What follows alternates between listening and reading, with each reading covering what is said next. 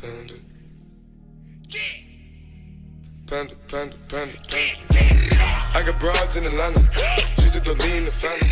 Credit cards in... Olha, domingo passado a gente mostrou aqui no Esporte Espetacular que o Gustavo Scarpa, esse aqui, ó, meia que disputou a última temporada pelo Fluminense, é o sonho de consumo de grandes clubes do país. Por exemplo, São Paulo, Corinthians, Palmeiras, Atlético Mineiro. E essa semana, em mais um capítulo da disputa com o Fluminense, Scarpa conseguiu na justiça a sua liberação. E essa batalha, gente, nos tribunais vem sendo travada também por outros jogadores. Uma canhota desejada por vários clubes do Brasil. Partiu Gustavo Scarpa, bateu no canto! Gol! Gustavo Scarpa! Que começou 2018 longe da chuteira e sem saber para onde vai no ano novo. Onde não quer ficar, o dono dela já sabe. Gustavo Henrique Furtado Scarpa, 24 anos recém-completados.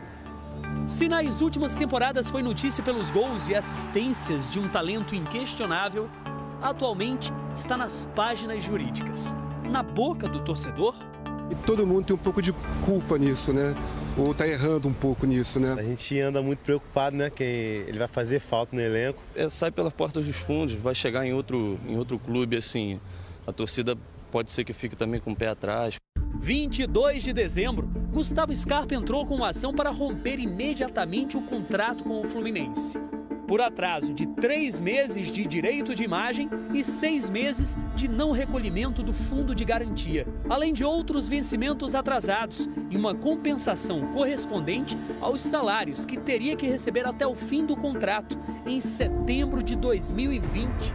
O Fluminense emitiu uma nota lamentando a postura de Scarpa por dar, segundo o clube, as costas a quem lhe abriu as portas. O Fluminense lembrou que no ano passado o jogador teve aumento de salário e finalizou dizendo que os pagamentos atrasados foram feitos. A confusão seguiu.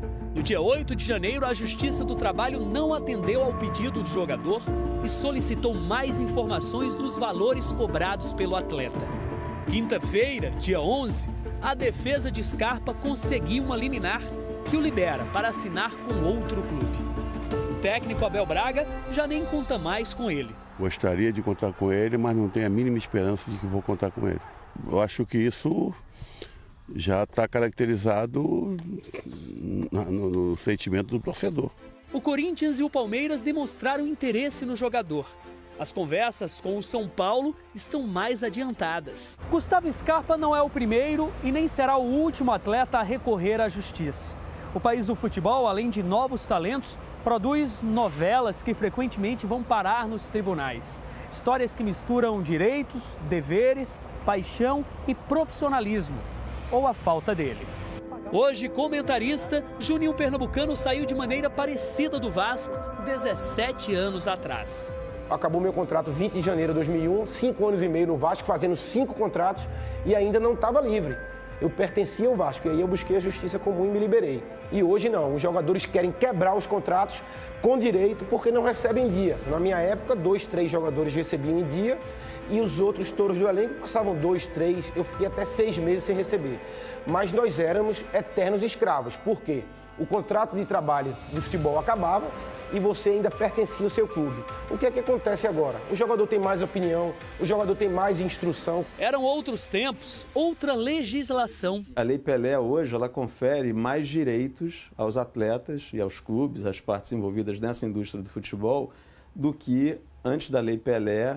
Há casos de jogadores que conseguem a liberação da justiça. Como o companheiro de Scarpa, o zagueiro Henrique, que também deixou o Fluminense por uma liminar. Há atletas que perdem a queda de braço, mesmo que leve tempo. O meia Oscar, hoje na China, se envolveu num longo imbróglio. O São Paulo passou quase 3 anos para recuperar do Internacional os direitos federativos do jogador. O volante Luiz Antônio, hoje na Chapecoense, entrou na justiça contra o Flamengo, alegando atrasos. Não conseguiu a liberação. Teve que seguir no clube. Recentemente, outro que entrou na justiça foi o lateral Zeca, do Santos. A situação ainda está indefinida. O Flamengo chegou a acertar salários com Zeca. Mas os advogados do clube carioca, alegando insegurança jurídica, recomendaram a não contratação do jogador. Essa semana, o zagueiro Anderson Martins não precisou entrar com pedido de liminar para deixar o Vasco.